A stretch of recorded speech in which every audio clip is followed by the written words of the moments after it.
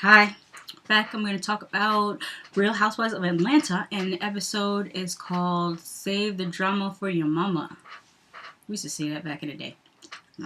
Anyhow, it starts out with Phaedra and Apollo, and Phaedra's getting ready to go to, I think, Alabama for her mortuary exam or something like that. And she's got her assistants packing up the car, and the assistant, the nanny, and herself packing up the car. And Apollo walks over to say, see you later. And Phaedra just looks at him. I'm not speaking to you. It was it was a beautiful moment. And then in her talking head, she talks about how she's a Scorpio, and if they're upset with you, they have no problem just saying, they're not going to talk to you, which I believe. But I think Virgos are actually worse because we go to the extreme. Like if a Virgo decides that we're not talking to you anymore, you no longer exist. You're dead to us. It's to the point. I remember there's somebody, actually two people that, I don't know, they pissed me off some way or other, and I decided that I wasn't going to acknowledge their existence anymore. And it got to the point where it was like 6 months later, and I literally could not remember their names. That's how real it gets. But it's actually kind of freeing, because when you do that, you don't have to spend all these years or however long being mad at someone. You just say, you know what? Fuck it, you don't exist to me anymore, and my life is back to normal. There you go. Not saying that you can't ever, forgive people, because, there's degrees. You can't just be like, to the extreme every time, but I'm just saying it's very freeing. What else happens? Oh, Apollo goes to visit Peter, which was interesting because I thought when Apollo walked into the Cynthia Bailey agency, I thought that he was there to screen test or something or go on a go-see to be a model. I thought that, he finally found something to do with himself, and Cynthia was going to put him to work because he could potentially be a fitness model. Not so, I don't see him as like runway or anything, but he definitely could do some fitness type stuff. And I thought that's what he was there for, but no, he was there to go get advice from Peter, because that's who you would go to get advice from. Only I wouldn't. They do a flashback of him and Peter arguing. Peter was like, "Oh, you're gonna get buffed up." I remember that. That was kind of cute. And but they're BFFs now. And Apollo asked Peter for some advice, and surprisingly, Peter gives some decent advice. The first thing was when Apollo told Phaedra, if I wanted to smash the homie. She smashed him. If I wanted to smash that, I could smash that. And Peter was like, that's the worst thing you could have said. You should have said, and this is not really particularly great either, but I get Peter's point. Peter says, what you should have said is, the only woman that I want to fuck is you. They believed out the fuck part, but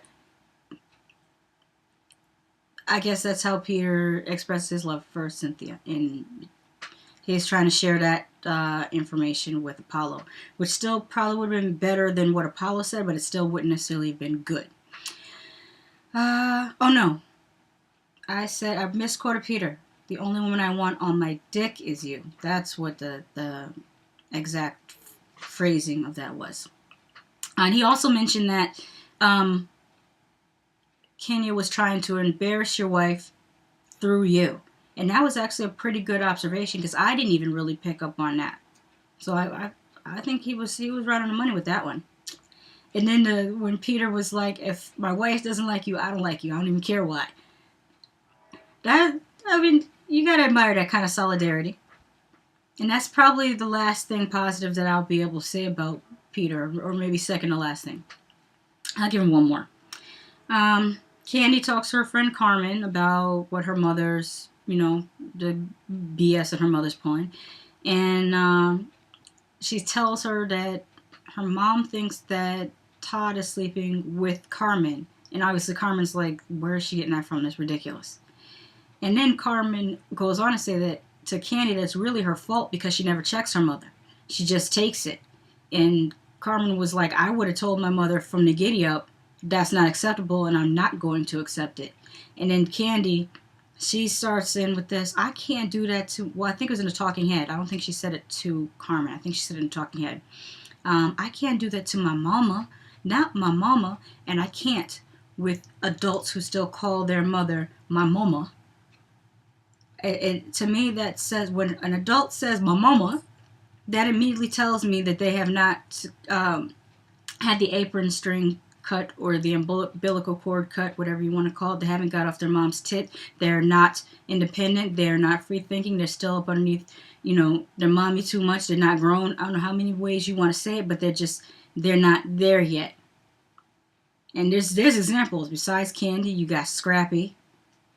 You got, that's a dirty ass rapper. Jim Jones. I don't know what it is about him. He just looks dirty.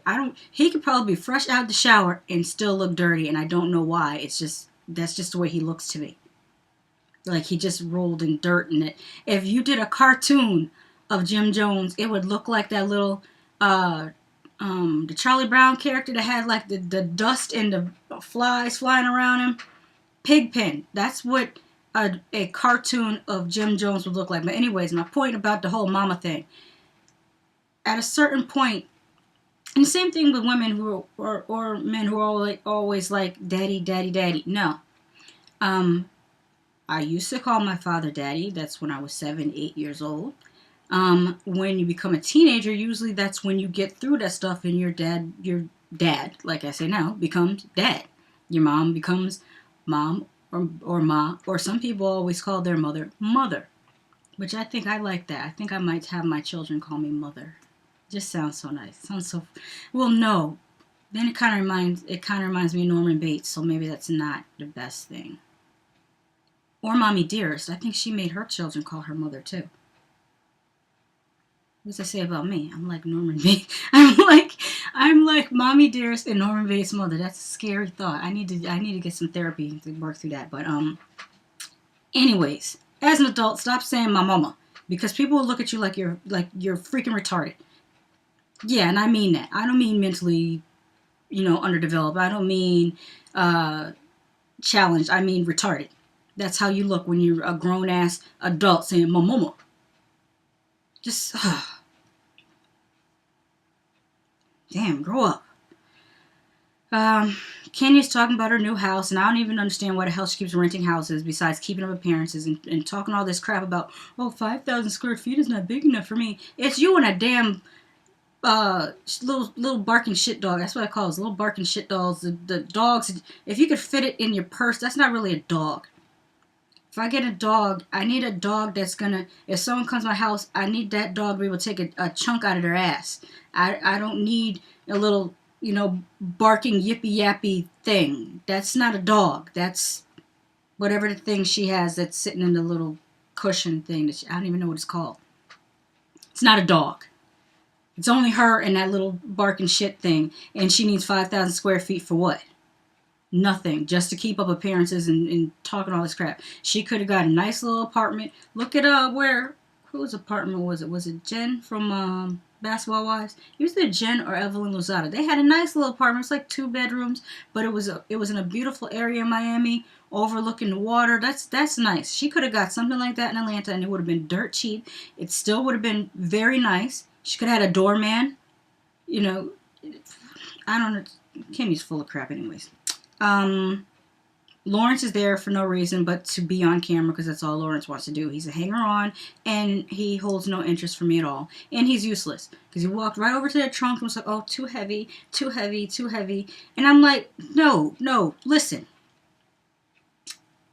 You might have on ladies' boots. You might have on foundation 2 shades lighter than your damn skin, but you're still a goddamn man, and you could have picked up a box. Even if you were a lady, you could have picked up a damn box. But you still are a goddamn man, and a manly looking ass man. You are all in this face. I don't care how much Mac. I don't care how much Ben Nye. I don't care how much. What's another good one? You go ahead and write down all the names of the great cosmetic companies. There's nothing that's going to make you look cute except cosmetic surgery, which I would suggest, because I just hate Lawrence's face. I really do. I hate your face. I hate that you're a hanger-on with no actual storyline of your own. I hate that you dress terribly and then have the nerve to have a show critiquing other people's fashion, and you look like a thrift store threw up on you. Not even the good type, not the good vintage type. The type that's, you look, I said this about what's her name too, Erica Mena. You also look like a 1980s whore. Your clothes, they just say, hookers at the point.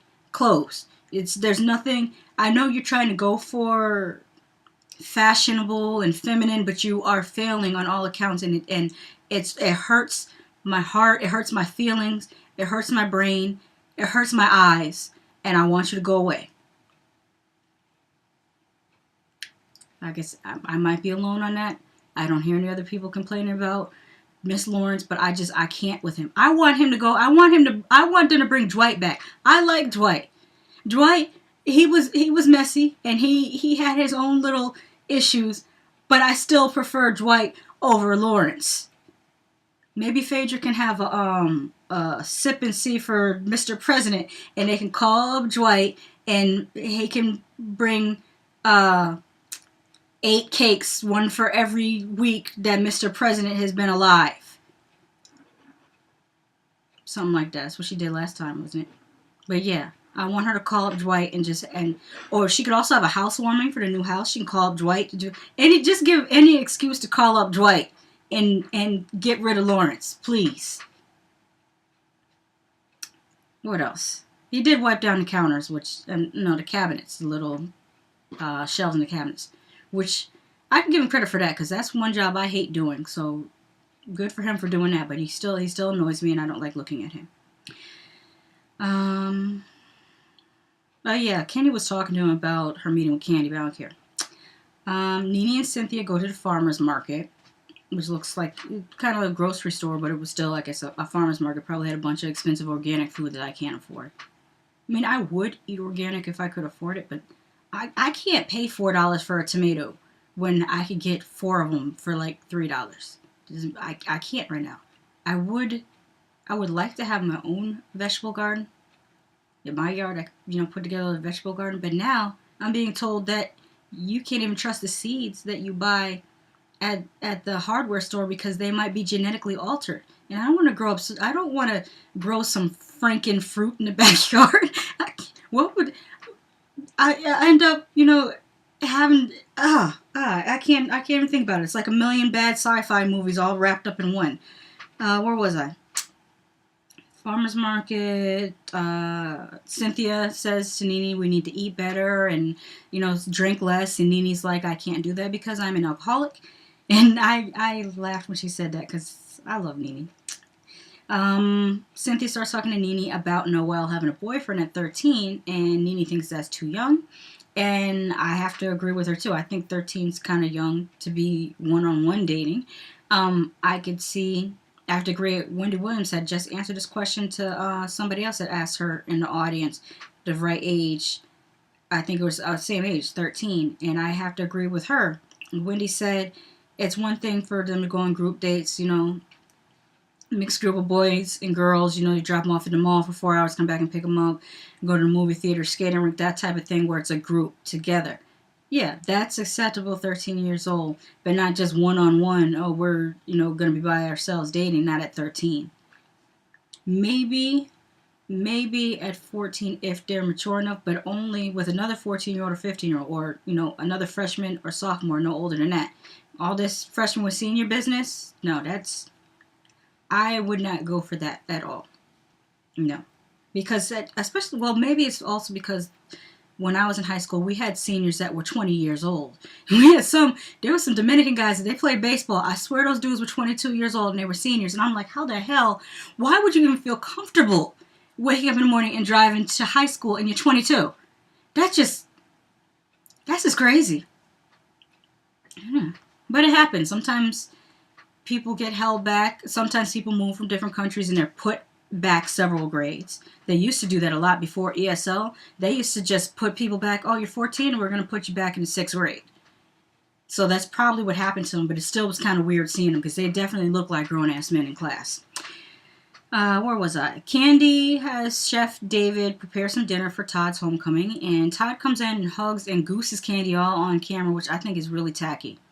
I feel like when men do that, it just seems so tacky, and especially for their age. When you're in your mid-30s, you're supposed to have some kind of composure about you. Like, do that behind closed doors. All that is just, it cheapens your relationship to me. I don't know. I just feel like no, don't do that. We get it. You like her ass, but you don't have to be all, hands all up in the crevice in front of the cameras. And you know exactly where the cameras are because that's what you did. You were a cameraman and you worked for BET, so you knew exactly what you were doing, when you were doing it, and how they were going to film it, and probably how they were going to edit it, because you probably have done that too, Todd. I just think that was tacky. They sit down to dinner, and Candy tells Todd about her mother's issues, which she could have waited for that. She could have waited till after dinner to tell him that. Todd is kind of upset about this crap, as he should be, and he notes that Candy's laughing about it and smiling as she's telling him, and he says that she needs to deal with it, which I agree with. And he offers his phone for her to call her mother and set up a meeting for the three of them to have dinner together and deal with it. And Candy's all acting all hem and haw about it, but she does make the phone call. Now we get to Portia and her mom, Shaka Knowles, discussing her moving out. And her mom wants her to stay there. And Portia says that her Southern mothers treat divorce like a death in the family. And I don't know what to say about that, but I do remember her mom was bringing her pancakes in the morning as she was doing her makeup. And I do have to ask the people that have been born and raised in the South, is this a Southern thing? Because I also noticed in Thicker Than Water, the mother bringing the daughter breakfast in bed. And maybe it's just me, but where I grew up, there are only a few circumstances in which you, as a teenager or adult, that your mother would bring you breakfast in bed. One of those is mono. You're sick with mono, or you have like pneumonia. You got to be practically knocking on death's door for your mom to get up and make your grown ass breakfast for no reason at all. And not to make you breakfast, I take that back. To bring it to you. Because, my grandmother still gets up and makes breakfast, but she's gonna yell, hey, breakfast is ready. And you're gonna get up and bring your ass to the table. And you sit down and eat breakfast. But she's not gonna bring it to you. And neither is my mother gonna bring it to you unless you are deathly ill. Then there's a reason to bring you your food. But no. Not because you're sitting up in a room playing with your makeup. These women need to know what it is. I can't say for Thicker Than Water, but Portia's mother might be the flip side of the same coin of Candy's mother. Because both of those mothers are single women with no husband and nothing else to do but be in their daughter's business. And even if you are single and you go take a Pilates class, do some. I'm not going to be that old lady with nothing to do. I don't care if I am in my 60s and my children are grown and moved out of the house, and if anything happens that, no, I shouldn't even say it because that's putting negative stuff in the air. I'm not even going to be that old lady because my husband's going to live a very long time, and I'm not going to put any negative vibes in the air. So, but anyways, when we're old, we'll still be some old people. We'll be that old couple that you see sitting in a restaurant and you wondering, why are that old ass here at 11 o'clock at night? Because we can be. We don't have no place to be in the morning. That's what I want to be. And I want to be that old lady that still has on her makeup and her jewelry on, just doing it. When you get too old where you can't even wear high heels, you just have the little kitten heel, I'll be 75 years old with a kitten heel on. And walking real slow with my makeup and my old lady fashions on. That will be me, yes. Where was I? Arthur, Noel's little boyfriend, and his mother, Letitia, come over to have dinner with Cynthia, Peter, and Noel. And Peter does it. This is my last, probably, remember I said the other thing was the second to last nice thing I'll say about Peter, so this will be the last nice thing I'll say about Peter. He actually, for a moment there, played a little bit of a father role, correcting the little boy and making him call him Mr. whatever his last name was. I can't remember what he said his last name was, but and kind of giving just a little bit of intimidation, just so that he knows not to mess up. That was thoughtful. So Peter eats a little bit of dinner with them, and he excuses himself to go to work. And then Cynthia and Letitia talk, and they agree that that 13 is too young for them to go on one-on-one dates, which is what I had said also. And while they're talking, Noelle and Arthur outside looking as awkward as 13-year-olds look. It was kind of cute. Then we come back to Portia and her sister and her mom looking at this really tackily decorated condo. The condo might have been nice, but I couldn't tell because it just had all this really tacky furniture in it. Just, Portia is saying how she doesn't really want to move out of her mom's house because, in my opinion, she just likes being a child. She likes that her mom treats her like a child. She liked that Cordell treated like her like a child, except for one thing. Portia wanted to be treated like a spoiled child. So she wants no responsibility, but at the same time she wants to be able to do whatever she wants to do with whomever's money she wants to do it with, and that it doesn't work that way. When someone else is making the money, then they tend to have a right to decide how that money is spent. That's what it is. What else? Oh, Phaedra. They showed Phaedra in class with her classmate. Another one of these Steve Harvey suits. I swear the South will not let these suits go. And he had polka dot socks on with it too. But I admire that he owned it. That was his look and he owned it. And you know what? More power to you. It may not be my thing, but if you like it, go for it. I have no problem with it at all. I don't have a problem with people being tacky if they own their tackiness. Which is why I have a problem with Lawrence. He doesn't own his tackiness. He thinks that he is the slickest thing going. And no, you're not. You are, oh my goodness. I want someone please give Lawrence a ticket to go visit New York. and just walk him around the street so he can see how it's supposed to be done. Or London. London's another great place. Drop his ass off in London so you can see how shit is supposed to be done. I can't with him. Where did he even get the idea that he knew about fashion? Oh my God. He is that person. I might have said this before. I may be repeating myself. I don't care. But he is that person that just because it has a brand label on it, it is beautiful. Oh, this is Versace. It's beautiful. But it's not. Like if you walk into one of the stores, like in Miami, there's I think it was on Collins Avenue, or somewhere around there. We were down South Beach for a weekend, and we walked around the block and ended up going to some different shops. And we went into the Versace store. And the thing is, if you walk into a Versace store, you're not gonna like everything in there. Obviously, there's some things you're gonna like. There's some things you're not gonna like. But he's that person that because it has that name on it, it looks great. And no, it doesn't. So you could tell Lawrence has put on all this designer stuff, but it has no cohesive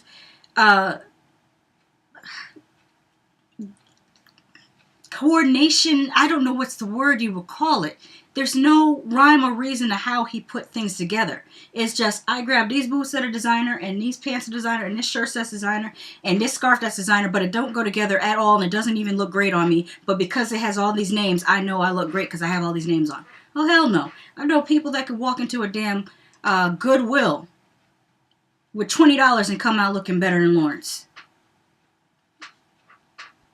Anyways. It was one of those housewives, was it New York or LA? The woman, she had a song called Money Can't Buy You Class. It was one of the housewives that had a song like that. That was before Kim had her Tardy for the Party. There was Money Can't Buy You Class. I'm pretty sure it was before Tardy for the Party. But anyways, back to Phaedra's classmates.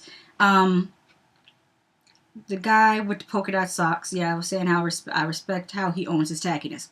Then we met Whitney, who was the black lady that had the bun in her hair, and she was sitting across from the Steve Harvey suit guy, which I believe I wrote down his name. Bush. His name was Bush. And then we met a girl who Phaedra called Big Booty Amber. And she was talking about how she worked at a black funeral home and how somebody said all the black men got up and walked away from their wives to sit with her. And yeah, keep gassing her head up like that. I don't believe it for a minute. Maybe one or two of them did, but not all of them. You all right looking, but you ain't that good looking. And you do have, there are some brothers that anything white looks good to them, but it's not all of them. There's a certain segment. Where was I? And then again, it could be chubby chasers too. There's a certain segment that are chubby chasers. If you like it, go for it. What else? They were talking about Bush asked Phaedra something about a autopsy, and I just remember him saying it's fun, and it was so creepy when he said it's fun. This is something not quite right about Bush. I don't know. There was another student there. She didn't really say anything, but she laughed at everything, and they never identified her by name. But that was the end of that scene. And then Candy's mother comes over, and this is where the real fireworks happen. Candy's mother comes over to have dinner with Todd and Candy, and immediately she's rude to Todd. She won't respond to him when he tries to say hello to her, and immediately she's out of pocket. She talks about how she just knows that Carmen is messing with Todd because no woman should be in a house with your husband. And Candy's like, I paid her to come to my house. She's my assistant. She works for me. I pay her to be here.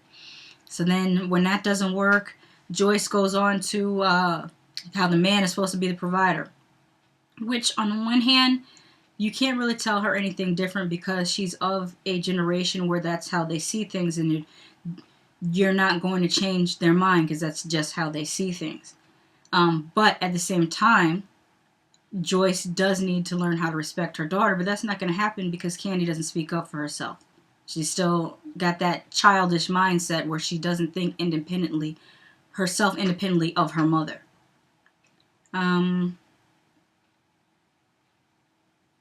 Oh, there was something I had thought about when she said that. There was a reason for the man to be a provider. Probably like 100 years ago. And that was that a lot of women, this is just my theory. You might agree with it, you might not agree with it. But a lot of women used to die in childbirth. So logically you would want to make sure that the man that you're married to, that you're having children, would be able to provide for those children should you not survive childbirth. That was a common thing. So that may be where some of that came from. Not only that, sometimes women are incapacitated during pregnancy and childbirth. Like, for example, I've already been told that when the time comes that I have children, I'm automatically high risk because of different medical conditions I have. I'm automatically high risk. And the thing about being high risk is that other people I've known that were high risk, sometimes they're put on bed rest, where they have to be in bed for the last 3, sometimes 4 months of their pregnancy, and then have a kind of long recovery time after their pregnancy. And that's just the way some women are. So you would probably want yourself to have a husband that's able to take up the slack during that time. I mean, there's some women, and I've worked with some women like this, that have worked up to the 30th day of the 9th month of their pregnancy, had a baby, and came back in 2 weeks. I'm not one of those women. I am not. I don't. Do those women even exist? I know my mother wasn't one of those women. My grandmother, she might have. I think she might have, because she had breast cancer and only missed. I think she only missed 6 weeks of work going through breast cancer. Now that's some hard stuff, but then they don't make us like they used to. I swear that generation, my grandma's in her 80s. That generation, that's the toughest generation to ever come through. I'm just saying that because I know. Okay, this is one more aside, and I know this is another tangent, but we were watching Gangland on I don't know what channel, the History Channel is it come on, or A&E? Whatever channel Gangland comes on, or maybe Biography. We're watching it, and they're talking about some gang and drive-bys, and my grandmother was sitting there saying, why do they think this is so hard? And we're like, well, they're driving by shooting people. And she was like, they don't even have Tommy guns.